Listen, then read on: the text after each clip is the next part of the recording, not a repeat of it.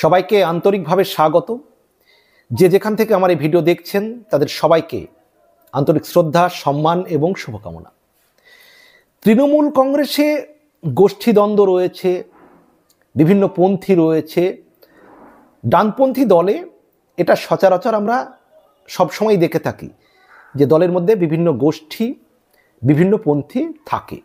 সেটা কংগ্রেসেও আছে, বাম দলেও কি নেই, আছে, কিন্তু সেটা তেমনভাবে বোঝা যায় না। বিভিন্ন পন্থীগুলো কে কার অনুগামী সেটা কিন্তু প্রকাশ্যে তেমনভাবে আসে না, কিন্তু ডানপন্থী দল, বিশেষ করে কে কার পন্থী, সেগুলো কিন্তু প্রকাশ্যে চলে আসে এবং এক পন্থী আর এক পন্থীর সঙ্গে দ্বন্দ্ব সংঘাতে জড়িয়ে পড়ে। এবং সেইটা সব ক্ষেত্রের যে উদাহরণ আছে সেই সমস্ত উদাহরণ কিন্তু আমাদের বাংলার রাজনীতিতে ছাপিয়ে যাচ্ছে। বর্তমানে তৃণমূল কংগ্রেসের যে বিভিন্ন পন্থী এবং বিভিন্ন গোষ্ঠীর দ্বন্দ্ব। কোনো গোষ্ঠী হয়তো দেখা যাচ্ছে একটা ব্লক এলাকায় একটা ব্লক সভাপতির গোষ্ঠী, একটা বিধায়কের গোষ্ঠী, আবার একটা জেলাতে জেলা সভাপতির একটা গোষ্ঠী, আরেকজন হয়তো মন্ত্রী আছেন তার একটা গোষ্ঠী, এবং অঞ্চলেও এগুলো কিন্তু গোষ্ঠী রয়েছে, বিভিন্ন গোষ্ঠী রয়েছে। হয়তো অঞ্চল সভাপতির একটা গোষ্ঠী, প্রধানের একটা গোষ্ঠী।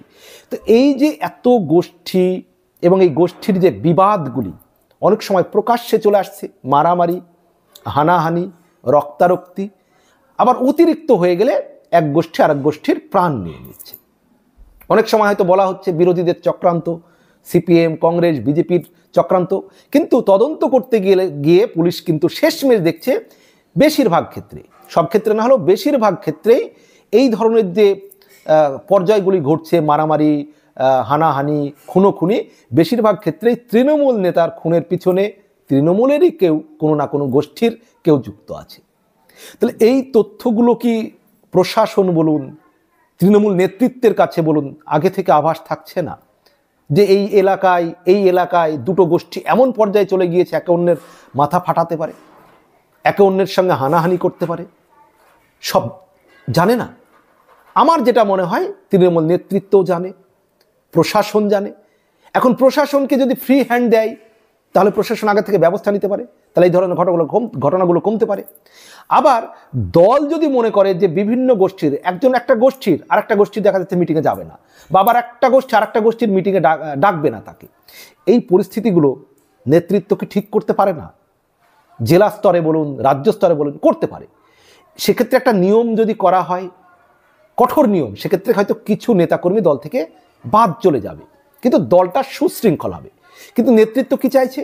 যে অঞ্চল পর্যায়ে দলাদলি থাক, ব্লক স্তরে দলাদলি থাক, নিজেদের মধ্যে পন্থী বিভেদ থাক, তারা নিজেদের মধ্যে হাতাহাতি করুক, ফাটাফাটি করুক, লাঠালাঠি করুক, কিন্তু বিধানসভা লোকসভায় তো ওরা তো দলাদলি করবে না। লোকসভায় ভোট দিয়ে দেবে সব দল, যে যার পন্থী হোক আপন আপন ভোট করবে মানুষের, লোকসভায় করবে, বিধানসভায় করবে। এবং সম্পূর্ণভাবে দলের শৃঙ্খলা যদি একবারে একটু কঠোরভাবে করতে যাওয়া হয়, কিছু লোক হয়তো দেখা যাবে তারা দলে ইনঅ্যাক্টিভ হয়ে যাবে। কারণ এই দলে যারা এসেছে তারা কেউ সিপিএমের, কেউ কংগ্রেসের। আর 98 সাল থেকে তৃণমূল করা কংগ্রেস, মানে যে তৃণমূল নেতৃত্ব, সেটা সংখ্যা তো খুব কম।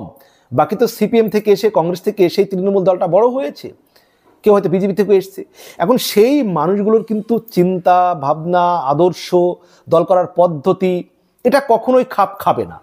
এবং সেক্ষেত্রে যদি একটা রুট করলেও, একটু নির্দিষ্ট নিয়ম শৃঙ্খলা করলেও কিছুটা হয়তো গোষ্ঠী বা পন্থী ভাগ থাকবে, কিন্তু সেক্ষেত্রে এই হাতাহাতি মারামারিগুলো কিন্তু আটকানো যায় যদি কঠোরভাবে ডিসিপ্লিন, যে না ব্লক সভাপতি একজনকে দায়িত্ব দিলাম, বাকি সবাইকেই তার নেতৃত্ব মানতে হবে, কিন্তু একজন মানছে না, দেখা যাচ্ছে তিনি আবার হয়তো পঞ্চায়েত সমিতির সভাপতির অনুগামী, তারা ব্লক সভাপতির ডাকে যাচ্ছে না, ব্লক সভাপতির কাজে বাধা সৃষ্টি করছে, ব্লক সভাপতির অনুগামীরা হয়তো পঞ্চায়েত সমিতির সভাপতির কাজে বাধা সৃষ্টি করছে, কিন্তু সেই সময় দল একটা স্ট্রিক্ট নির্দেশ দিচ্ছে না যে অঞ্চল সভাপতি এবং ব্লক অঞ্চলের হয়তো প্রধান, পঞ্চায়েতের প্রধান, তার মধ্যে দ্বন্দ্ব, তৃণমূলের মধ্যেই এই যে গোষ্ঠীদ্বন্দ্ব, এগুলো যদি একটা স্ট্রিক্ট সিদ্ধান্ত দেওয়া হয় যে না দলের নেতৃত্ব এই দায়িত্বে আছে, ইনি চালাবেন, সবাইকে সেটা মানতে হবে, কিন্তু সেটা হচ্ছে না।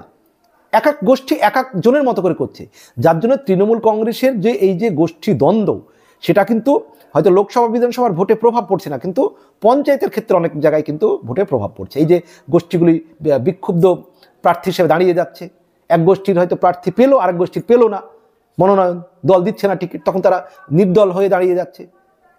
বিভিন্ন জায়গায়, বিভিন্ন পঞ্চায়েতে, বিভিন্ন ব্লকে, যার জন্য অনেক নির্দল প্রার্থী কিন্তু তৃণমূল কংগ্রেস করে তারা কিন্তু নির্দল হিসাবে ভোটে দাঁড়িয়ে পড়েছে, ভোটে অনেকে জিতেওছে এবং দলের অনেক জায়গায় এর জন্য কিন্তু ক্ষতিও হয়েছে। এই পরিস্থিতিতে তৃণমূল কংগ্রেস যদি এইভাবে যত দিন যাচ্ছে যদি এইভাবে অ্যাভয়েড করে যায়, একটা নির্দিষ্ট শৃঙ্খলায় না আনে, তাহলে কিন্তু দলকে এর জন্য একটা সময় খেসারত দিতে হবে, আর তখন ঠিক করতে গিয়েও কিন্তু আর সময় থাকবে না। আরেকটা জিনিস, এই যে একটা খাওয়া খাওয়ির নিজেদের মধ্যে ভাগ বটরার একটা মানে ভাগ বাটোয়ারার যে একটা বিষয় রয়েছে, এক্ষেত্রেও কিন্তু একটা দলীয় কোন্দল প্রকাশ্যে চলে আসছে। বিভিন্ন জায়গায় বিভিন্ন সিন্ডিকেট, সেই সিন্ডিকেটকে কেন্দ্র করে যেহেতু শাসন ক্ষমতায় যারা আছে তাদের ছত্রছায়ায় থাকতে পারলে অনেক জায়গায় রোজগারের সুযোগ আছে, অনেক ক্ষেত্রে রোজগারের সুযোগ আছে বিভিন্নভাবে। আর যারা একটু অপকর্ম করে তারা তো ক্ষমতাসীন দলেই থাকতে চায়, বিভিন্ন অপকর্মের সঙ্গে যুক্ত, এলাকায় চাঁদাবাজি, বিভিন্ন দুর্নীতি, এই সমস্ত কিছু ক্ষেত্রে যারা যুক্ত থাকে তারা শাসক দলের ছত্রছায়ায় থাকতে চায়। কিন্তু এটা সব ক্ষেত্রেই সব সময়ই হয়েছে, বাম আমলেও হয়েছে, কিন্তু সব সময় সব সরকার আমলেই কিন্তু কম বেশি একটা নিয়ন্ত্রণ থাকে। কিন্তু তৃণমূলের আমলে কিন্তু সেটা অনেক ক্ষেত্রেই নিয়ন্ত্রণের বাইরে চলে যাচ্ছে। এমন পরিস্থিতি হচ্ছে এলাকার মানুষ কিন্তু এতে বিরক্ত হয়ে যাচ্ছেন বিভিন্ন এলাকায়, এবং এতটাই দুর্নীতির দ্বারা সমাজ ক্ষতিগ্রস্ত হচ্ছে, সামাজিক ব্যবস্থাগুলো ভেঙে পড়ছে। আপনি গিয়ে দেখবেন যে আজকাল যদি গ্রাম এলাকায় খেয়াল করবেন, মিটিং মজলিস সালিশে, সেখানে কিন্তু আর সেই যারা একটু প্রভাবশালী ভদ্র মানুষ, শিক্ষিত মানুষ, সালিশগুলোতে আর যেতে চায় না। মানে এমন পরিস্থিতি হয়েছে সালিশগুলোতে, মানে এমন কিছু লোক ওই দলীয় ছত্রছায়া থেকে তারা এমনভাবে প্রভাব বিস্তার করে ওই সালিশে, তাদের কাজ কর্ম, এবং তারা থানাতে বিভিন্নভাবে যে প্রভাব বিস্তার করে ফেলে, যার জন্য যারা সমাজে যারা মানে প্রশংসিত প্রভাবশালী শিক্ষিত মানুষ, তারা কিন্তু আজকাল গ্রাম এলাকার সালিশ মিটিংগুলোতে যায় না, যেগুলো গ্রাম এলাকায় মিটিং সালিশ হয়ে থাকে।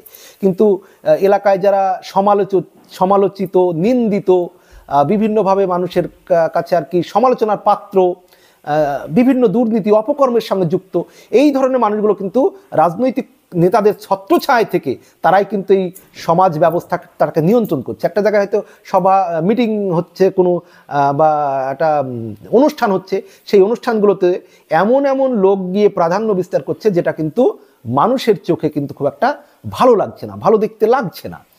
আর এই পরিস্থিতির জন্য কিন্তু মানুষের মধ্যে একটা ক্ষোভ দেখা যাচ্ছে, যেটা তৃণমূল কংগ্রেসের এত প্রকল্প রয়েছে, এত সুবিধা পাওয়ার পরেও সাধারণ মানুষের মধ্যে এই স্থানীয় নেতৃত্বের যে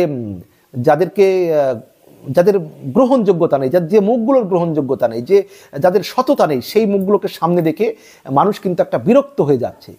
সেক্ষেত্রে তৃণমূল হয়তো ভাবছে যে লোকসভা বিধানসভায় তো ভোটটা হয়ে যাচ্ছে, আসলে লোকসভা বিধানসভায় বিজেপির ভয়ে সংখ্যালঘু ভোটটা যেহেতু একতরফা পেয়ে যাচ্ছে, সংখ্যালঘু মুসলিম ভোটটা, তাই কিন্তু তৃণমূল কংগ্রেস শেষমেশ জিতে যাচ্ছে। এবং এটা যে একতরফা বারবার হয়ে যাবে এটা কিন্তু বলা যাবে না।